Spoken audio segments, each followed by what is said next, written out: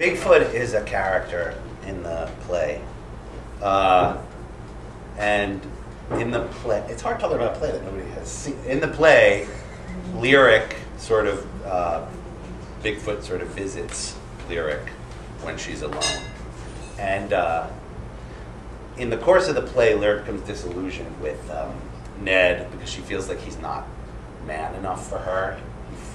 And so she conjures what she thinks is the ultimate man, which is Bigfoot, because he is mysterious and strong. Growing up in the 70s, Bigfoot was sort of, to me, represents my childhood, because he was the mystery of my youth.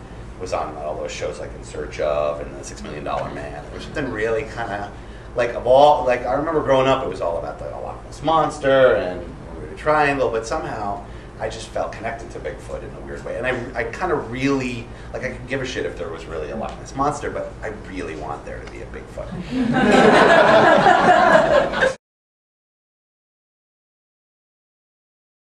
Laurie and I have been producing together for 6-7 years now, and we've done a lot of different projects, and we were looking finally for a script in particular for Laurie. So initially what drew me to the script was when I got it, it was such a great role for her. As I read this play, you know, Michael's work is insane. I mean, it's all over the place, and there's Bigfoot appears, and flashbacks, and future scenes, and all this amazing stuff happens. But internally in all of these scenes, there's such a recognizable struggle for love and relationships, and the fight to connect with another person and try to get another person to fill whatever it is you feel you're missing. And often that is something that another person cannot give you.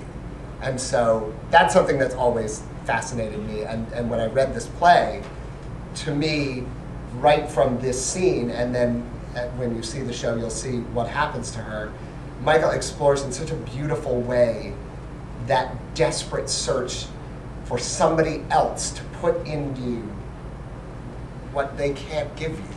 And so that's what made me love this play initially.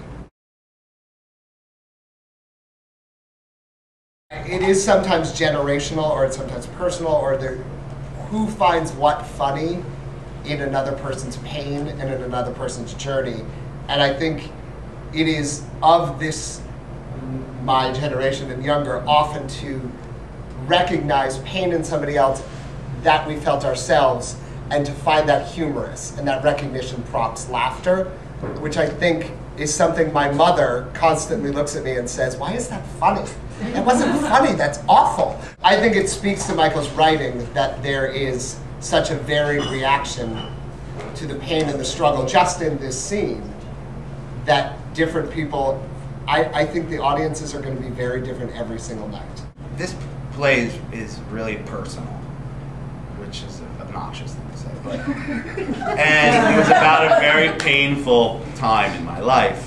And when I sat down to write the play, it came out in this kind of weird way. And so I think if I tried to write the play that this is, if I tried to write it the way it is, it would suck.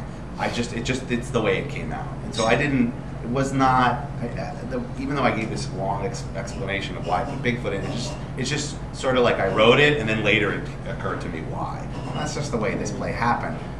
This is different than a lot of my other plays.